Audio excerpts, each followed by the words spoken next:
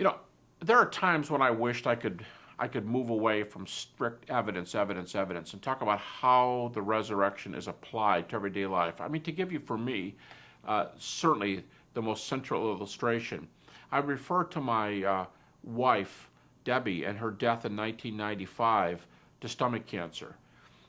And we brought her home from the hospital, and she was up in the room sleeping for most of the day, and I had a child monitor up there, and I went out to sit on the porch, and I kind of had a discussion with the Lord, a make-believe discussion. What would the Lord say? And the discussion always went something like this. Lord, Debbie's only 43 years old, and I have these young children, and you did give me ministry. How can I take care of the kids and the clothes and the food and Lord, while I'm on this subject, why is Deb dying? And I pictured the Lord saying back to me, Gary, you know, we've got something in common. I watched my son die. Now, at the time, I thought the only kinds of people who could share my pain, so to speak, were those who lost a spouse or a child. So this was a especially relevant response that I imagined God saying. And so when he said, I watched my son die, this sort of, I imagine it sort of shocking me, you know, sort of setting me back a little bit. And I'd say, yes, you did, didn't you? And he'd say, and so the father, sorry, he kind of moves into that gap, and God says, you know, I didn't rescue him from the cross, did I? Oh, no, you didn't. No, you didn't. You know, Gary, he died. And I see what's coming, so I zip ahead and I picture my wife dying. I'm thinking, I can't deal with this. And he keeps coming, and he says, Gary, I watched my son die. Do you expect better treatment than my son received? I said, oh, Lord, I'm not worthy. No, Lord, you understand, I'm just hurting. I'm just hurting. He said, Gary, I understand. I watched my son die, and here's my promise. And generally, I think this is the promise in Scripture. I think generally God does not claim to take us from things. I think the claims, repeated claims in Scripture, our favorite verses, is to hold our hand through suffering. And he says, I was there for my son.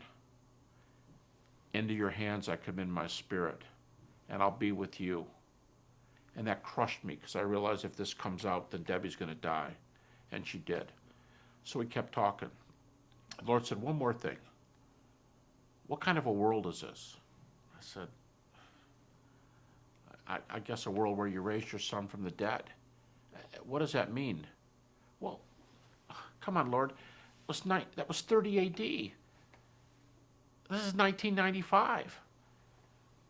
Why? And he says, Gary, you're avoiding the issue. Let's go back to my question. What kind of a world is this? It's a world where you raised your... But Lord, Debbie's up there. Gary. And at this point, I picture him reaching down and sort of grabbing my shirt collars and pulling me up close. And he says something like this. I know you've only got a PhD, so I'm going to say this real slowly. Read my lips. If this is a world where I raised my son from the dead, it's the same world in 30 AD as it is in 1995. The world is the same. It's a world where I'll hold your hand through suffering, and one day you'll be together. As a card that was sent to me that was most touching, I couldn't even repeat this card for probably a year. The card said, can you imagine what it will be like when one day you are in heaven and you'll be able to walk with your wife through the heavenly gardens, walking hand in hand? And I was unprepared for the Lord's answer, and I said, Lord, what are you saying to me? And he said, simple.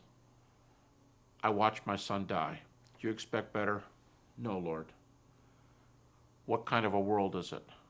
It's a world where you raise people from the dead. Hang in there. I'm going to be with you, but I'm not taking you from this one. And it crushed me. But that was an application of resurrection to my present needs. He hadn't promised to take me from, but he promised to hold my hand through.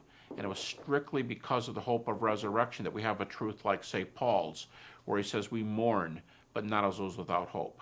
And I realized that mourning with hope, the hope of heaven, is way better than mourning without hope. And as painful as the lesson was, That's a lesson we learn from the resurrection of Jesus.